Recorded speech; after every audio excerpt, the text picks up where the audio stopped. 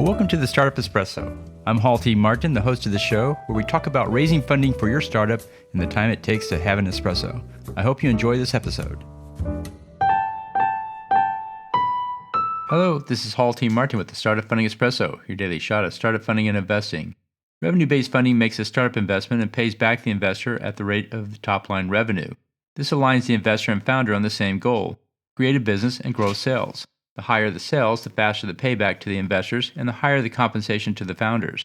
Revenue-based funding typically sets the payback rate at 1 to 3% of top-line revenue. In revenue-based funding, the investors receive a revenue share until they reach a predetermined payback amount. This is different from a loan, which sets the payout rate regardless of the seasons or cycles within the business. Revenue-based funding keeps early-stage investors off the cap table, so it's clean for future investors. Once the payback amount is reached, the investors are finished and are no longer in the picture. It works well for businesses that have recurring revenue and healthy margins. It's a good way to reduce dilution for the founders. Thank you for joining us for the Startup Funding Espresso, where we help startups and investors connect for funding. Let's go start up something today. Hall T. Martin is the director of Investor Connect, which is a 501c3 nonprofit dedicated to the education of investors for early-stage funding.